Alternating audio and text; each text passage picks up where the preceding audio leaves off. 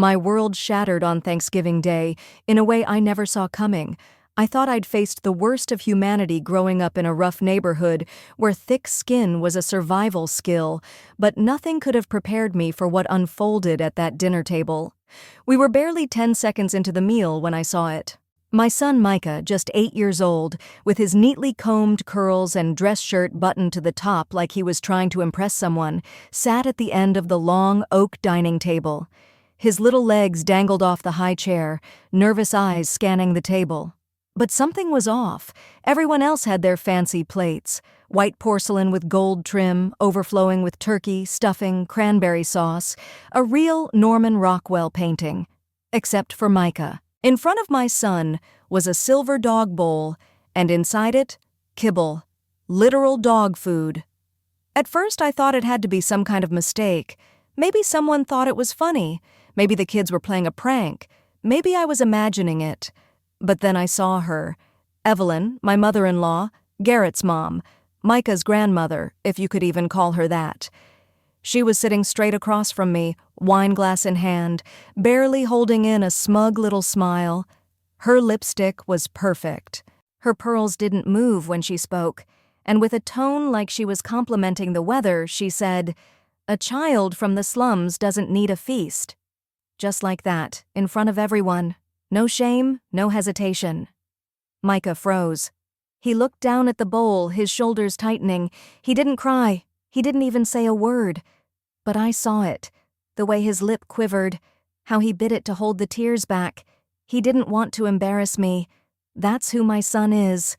He holds in the hurt. Quietly. Always quietly. My stomach dropped. The room went completely silent. Forks hovered mid-air. My brother-in-law shifted awkwardly in his seat.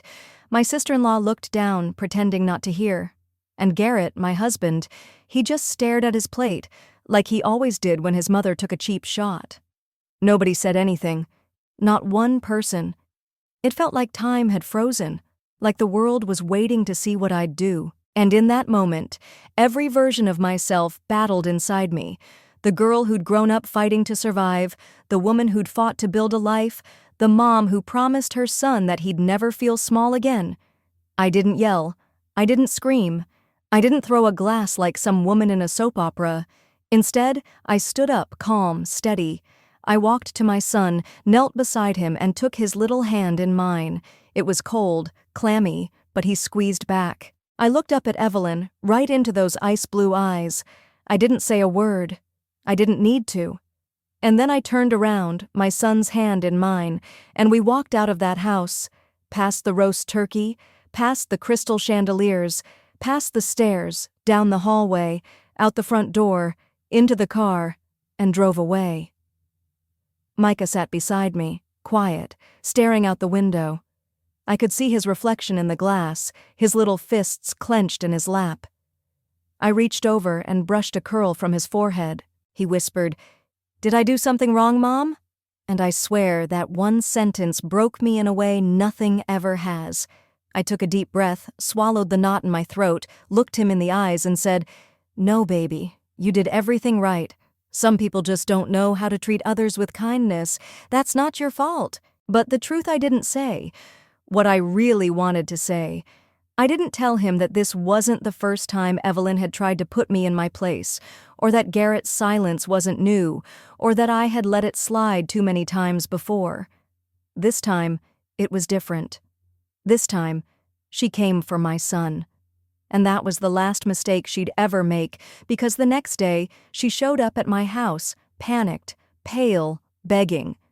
But by then, I wasn't the same woman who had walked into her home hoping to belong. The thing about marrying into money is you never forget what it felt like before it, and even if you don't talk about it, even if you move into their world, decorate your life in their colors, buy the good napkins, learn the difference between brie and camembert, it doesn't matter. They still see you, or rather, what they think you are.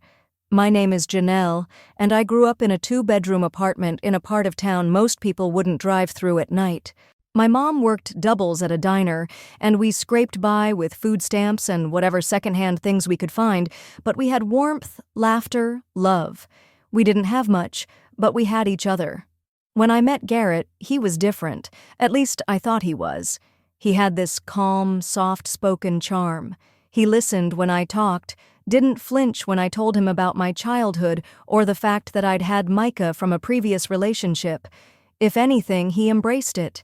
He adored Micah, said it was his honor to be a part of our family.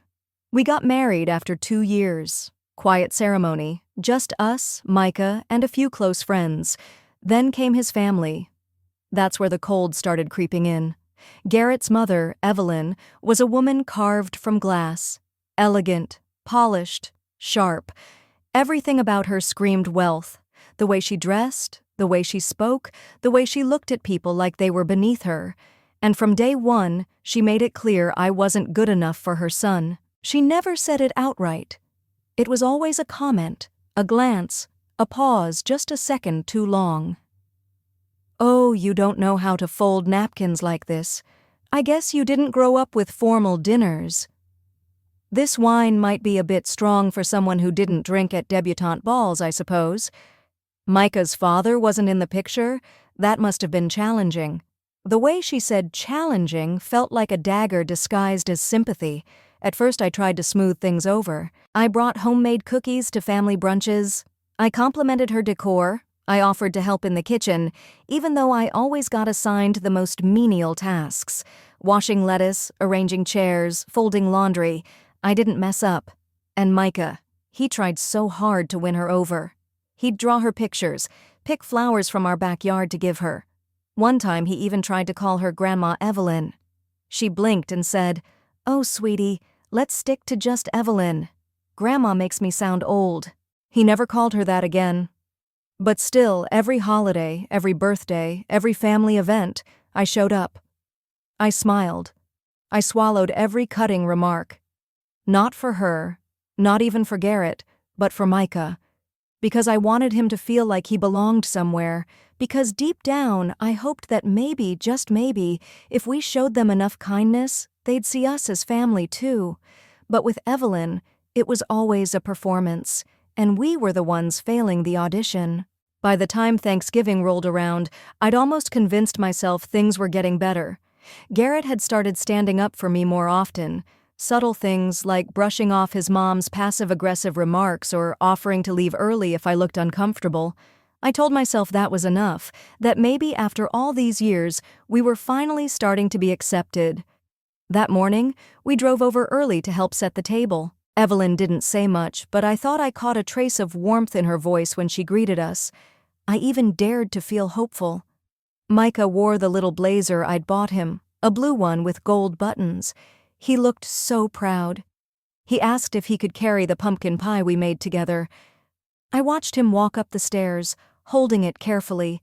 His face lit up like this was the moment everything would change. And in a way, it did. Just not the way I expected. Because all it took was one seat, one bowl, one sentence, and everything I'd spent years holding together shattered right there on that perfectly arranged Thanksgiving table. But I didn't cry. Not yet. Because what Evelyn didn't know, what no one in that room realized, was that this wasn't the story of a woman being broken. This was the story of a woman who had finally had enough. The thing about betrayal is it never happens in an instant. It builds, like slow poison. Looking back, I should have known something was off that day. Evelyn had been quieter than usual, too polite, too composed, like she was holding back something she was almost excited about. But I ignored it, told myself I was overthinking, told myself this was Thanksgiving for God's sake. Maybe, just maybe, she was turning a corner. Micah had been glowing all morning. He kept asking, "Will I get to sit next to you, Mom?" And I said, "Probably, baby. We'll see where the seats are." He'd packed his tiny backpack with a book. He always brings one when we go somewhere that might make him anxious. He chose The Lion, the Witch, and the Wardrobe. Said he liked that the kids in the story didn't belong at first, but still got to be heroes. We arrived early. Evelyn greeted us at the door, wearing a pale pink sweater set and a brooch shaped like a snowflake. Perfect, cold, decorative. She gave Garrett a cheek kiss. Me? She offered a nod. When she saw Micah, she said, "Well, look at you." then walked away before he could even answer. The house smelled like sage, butter, and rosemary. Classical music played softly in the background. Everything looked like it had come straight out of a lifestyle magazine. Gold-rimmed chargers, crystal goblets, individual name cards written in calligraphy, a stunning presentation. We helped set out the food. Well, I did. Garrett mostly followed Evelyn's lead, adjusting napkins or taste-testing whatever she handed him. Then it was time for dinner. Evelyn called everyone to the table. She sat at the head, naturally. Garrett sat beside her. Her other son, Patrick, and his wife, Elise, sat across from each other mid-table, already chatting about some charity gala. I looked around for Micah's name card. I didn't see it until I noticed the corner, far end of the table, a little off to the side, not quite part of the full place-setting arrangement. I walked over, and my stomach dropped. There was no plate, no silverware, no linen napkin, just a shiny silver dog bowl. Inside it, brown lumps, kibble, real dog food. I stood there, blinking, frozen in place. Micah trotted up behind me. "Is this my spot?" he asked, eyes wide, trying to sound excited. He saw it before I could stop him. His smile fell like a brick. Then came the voice. Evelyn's clear and proud, like she'd been rehearsing it for days. "A child from the slums doesn't need a feast." Every word hit like a slap. Time stopped. Micah didn't cry. He just stared at the bowl, face slowly going blank. I saw it happening. The internal shutdown, like he was building a wall inside himself just to survive the moment. He bit his bottom lip hard and looked up at me. Just one silent question in his eyes. Why? And the worst part, no one said a word. Garrett looked frozen, didn't move, didn't even look at us. Elise took a sip of wine, eyes darting down. Patrick coughed. Even the dog lying by the fireplace sensed something had shifted. I wanted to scream, to flip the table, to ask Evelyn, what kind of monster humiliates a child at Thanksgiving just to prove a point? But I didn't, because Micah was watching me. So I took a breath, and I chose dignity. I walked to his chair, got down on one knee, looked him in the eyes, and said softly, "Let's go." He nodded. His little hand slipped into mine. We walked out of that perfect room in complete silence. Our footsteps were the only sound. I didn't even hear Evelyn speak again. Maybe she didn't. Maybe she thought she'd won. But what she didn't know was that I wasn't leaving in defeat. I was leaving to protect the one person in the world who actually mattered. We got in the car. I started the engine. My hands were shaking. I couldn't breathe. Micah didn't say anything for a long time. Then, barely above a whisper, he asked, "Did I embarrass you?" I slammed the brakes on my tears. I looked him dead in the eye and said, "No, baby, you are the only person in that house who made me proud." And I meant every word, because in that moment I realized I'd spent years walking on eggshells, shrinking myself, trying to keep peace with a woman who didn't even see us as human. But that night, as Micah fell asleep in my lap on the couch, I made a decision. She'd never get a second chance to hurt my son again. I didn't sleep that night. Micah had drifted off on the couch with his head in my lap, and I sat there, stroking his hair, staring at the TV without watching it. My body was still. My mind was not. I kept replaying it. Evelyn's smirk, that damn dog bowl, Garrett's silence, the food no one touched after we left. The clock ticking louder and louder as I sat there in the dark, with a lump in my throat and a storm behind my ribs. You know how people say, "That was the moment everything changed"? They're right. Because that night, something in me snapped, but not in a loud, chaotic way. No screaming, no punching walls. It was quieter than that. Scarier. It was the kind of stillness that only comes when a woman stops doubting herself.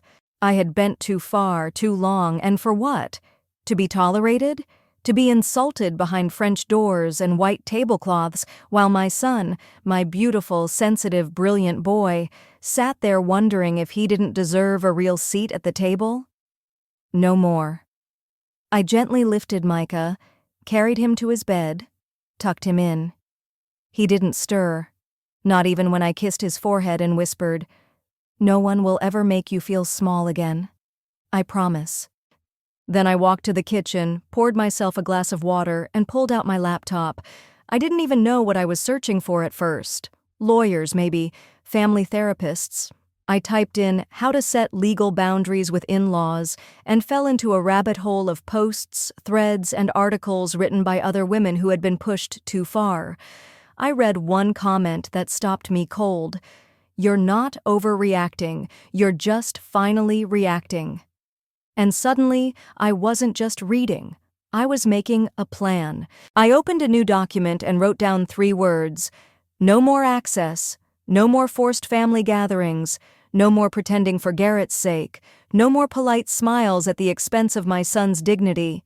I'd talk to a lawyer, find out what my rights were, maybe even call child services just to confirm that I had full say over who could interact with Micah. I didn't want Evelyn within a mile of him. And Garrett, he'd have to choose. Not in an ultimatum kind of way, but in a truth or consequence kind of way. I needed a partner, not a neutral spectator. If he couldn't stand with us, then I'd stand on my own. It was nearly 3 a.m. when I heard the front door creak. Garrett. He had gone back to Evelyn's after dinner, said he had to calm things down. I didn't ask what that meant. I just stared at him as he walked into the living room, loosened his tie, and sat on the edge of the couch like he was about to apologize for not picking up milk on the way home. "I didn't know she was going to do that," he said quietly. I didn't respond. He looked up at me, guilt painted across his face like it was supposed to be enough. "She crossed a line, Janelle, I know that." I waited. He hesitated, then finally added, "I told her she's not welcome in our lives anymore. I told her she's done." That surprised me. I looked at him, trying to figure out if he meant it or if this was just damage control. "You should have said that years ago," I said. "I know," he whispered. Then silence again. Not comfortable silence. Truthful silence, the kind that makes or breaks everything. He stood up and started to walk away. "Garrett," I called. He turned. "If she shows up here, she doesn't come in. I mean it." He nodded. "I understand." And then he went to bed, alone. I stayed up another hour, organizing everything in my head like I was about to go to war, because in a way I was not out of revenge, not even out of anger, but because when someone hurts your child in front of you and smiles while doing it, that's the moment you stop hoping for peace and start demanding protection. I thought the storm had passed, but then, just after sunrise, the doorbell rang. I opened it, and there she was, Evelyn. Hair undone, no pearls, no lipstick, face pale, hands shaking, voice trembling. "I need to talk to you," she said. She stood on my doorstep like a ghost, bare-faced, hair frazzled, no designer coat, no carefully chosen brooch, just Evelyn, stripped of her armor. It was barely 7 a.m., and the sun hadn't fully risen. The cold bit through my pajama sleeves as I held the door just wide enough for her to see me and not a step more. "I need to talk to you," she said. I didn't respond. She wrung her hands, those perfectly manicured fingers now chipped and trembling. "Please, just a minute." I glanced down the hall. Micah was still sleeping. Didn't want his day tainted by her face. "Not again." "You can talk," I said, "but you're not coming in." She blinked, clearly not used to being denied. Then something shifted in her expression. That smug, calculated gleam I'd seen so many times before was gone. In its place was something I never expected from her. Panic. "I think I ruined everything," she said, voice shaking. "He told me he never wanted to see me again. Garrett, my son." She stared at me, like I might offer her comfort. I didn't move. "I didn't think he'd actually cut me off," she continued, her words tumbling. "He always came back around. I pushed, but he's soft like his father. I never thought—" She swallowed, as if realizing just how alone she really was. "He meant it, didn't he?" "Yes," I said simply. Her breath caught, like I'd slapped her. She sat down on the porch bench without asking, clutching her purse like it held the last pieces of her dignity. "You don't understand what it's like to watch your son slip away from you." I stared at her, almost stunned by the irony. "You don't get to say that," I said quietly. "Not after what you did to my son." Her eyes welled, but I wasn't sure if it was guilt or just fear of losing control. It was a joke. It was meant to make a point. I didn't think he'd take it that way. I didn't think he would. You put dog food in front of an 8-year-old and called him a child from the slums, I snapped. What reaction were you expecting? She looked away, ashamed, or maybe just calculating. I didn't think I was being cruel. I thought, no, I cut her off. You thought you could humiliate me by humiliating my child. You wanted to put me in my place, like always. But you didn't break me, Evelyn. You broke your son's heart, and you lost whatever sliver of family you had left. The silence between us was deafening. She finally said, I thought I was protecting him. From women like you. There it was, the truth. Bitter, ugly, and finally naked. I should have felt rage, but I didn't. I just felt tired. Tired of the games. Tired of the cruelty dressed up as class. Tired of trying to decode passive aggression like it was a language I needed to survive. You were never protecting him, I said. You were protecting the illusion of control, but Garrett doesn't belong to you anymore. And Micah, he's not yours to judge. He's not a symbol of where I came from. He's a child, one you publicly humiliated and emotionally scarred because you needed to feel powerful. She flinched. Good. I stepped forward, not threatening but firm, strong. You are not welcome in our home, not today, not tomorrow, not unless Micah decides he wants to see you. And you will apologize to him first, not me. Her eyes widened. You're letting a child decide whether I can be in your lives? Yes, I said, because that child has more emotional maturity than you ever will. She opened her mouth to protest, but there was nothing left to say. She knew it. I knew it. I closed the door, and just like that, the weight lifted. Inside, I walked back to Micah's room. He was still fast asleep, one arm curled around his book, his soft breath steady. I sat on the edge of his bed, tears stinging my eyes. Not from pain anymore, but from a strange, aching relief. Because for the first time since marrying into that family, I finally felt like I was standing on solid ground. Not as Garrett's wife, not as Evelyn's disappointment, not as the poor girl who should be grateful, but as Micah's mother. And that title, that role, it was the only one that ever really mattered. It's been 3 weeks since Thanksgiving, 3 weeks since Evelyn showed up on my porch, shaking and speechless. 3 weeks since I told her she wasn't welcome anymore, since I drew a line in the sand and refused to step back over it, no matter how many times I'd been taught that family means forgiveness, even when it's undeserved. I've spent most of those days just breathing again, not looking over my shoulder, not preparing for the next dig, or dressing Micah like he's going into battle with a smile. Just breathing. Micah has been different too. Lighter, in ways only I would notice. He doesn't ask if he's going to see the fancy grandma anymore. He doesn't bring her drawings to family events. He hasn't even mentioned the dog bowl, but last night, as I tucked him into bed, he looked at me and said, "You didn't let her win." I was stunned. "What do you mean, baby?" He shrugged, pulling the blanket up to his chin. "She tried to make me feel small, but you didn't let her." My throat closed up. I kissed his forehead and turned off the lamp, blinking fast so he wouldn't see the tears. I used to think protecting your child meant making things work, smoothing things over, being the peacekeeper, keeping the family together for their sake. But I was wrong. Protecting your child sometimes means walking away, from tradition, expectation, even blood, if it means keeping their soul intact. Garrett and I have been rebuilding. I won't pretend it's been easy. We've had long, painful conversations. Some days I still wonder if he's strong enough to really stand on this side with us. The difference now is I'm not afraid to say what I need anymore. I'm not afraid to walk alone if that's what it takes to keep Micah whole. He started therapy. Garrett, I mean. He told me he wants to understand why he always froze, why it took something that extreme to wake him up. I respect that. I don't need perfection, just effort, growth, ownership. As for Evelyn, she sent a letter last week. A real one, handwritten, no excuses, no manipulations, just an apology. She wrote, "I thought my coldness made me strong. Now I see it only made me empty. I hurt Micah. I hurt you. And I don't know if I can ever fix that, but I will stay away until he says otherwise.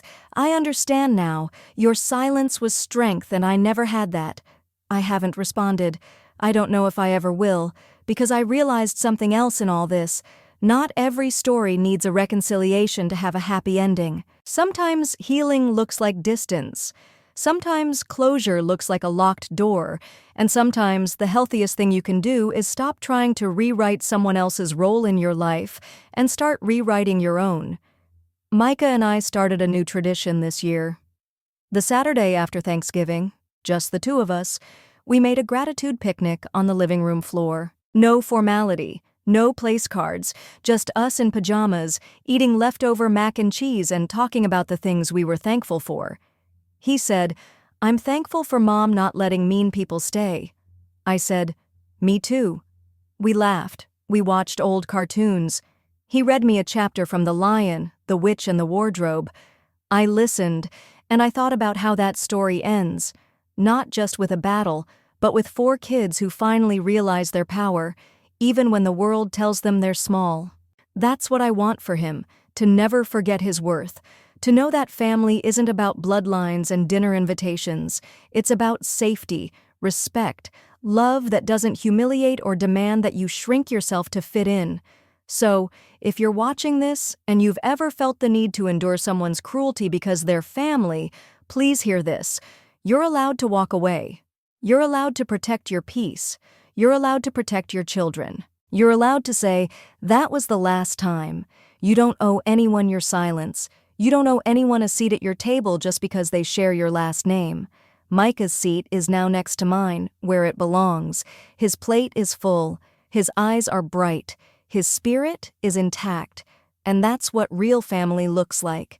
That's my story. Not the one I ever wanted to tell, but maybe the one someone out there needed to hear. If you've ever felt like the outsider at the table, if you've ever been made to feel small in a room you tried so hard to belong in, if you've ever had to choose between keeping the peace and protecting your child, I want you to know you're not alone, and you're not wrong for walking away. If this story touched you, please give it a thumbs up and share it with someone who needs to be reminded of their strength. Drop a comment below. I read every single one, and your stories matter too. And if you want more real stories like this, raw, honest, and unapologetically human, make sure to subscribe and hit that bell icon so you don't miss the next one. Because around here, we don't just tell stories, we reclaim them. Thanks for watching. Take care of yourself and the ones who truly see you.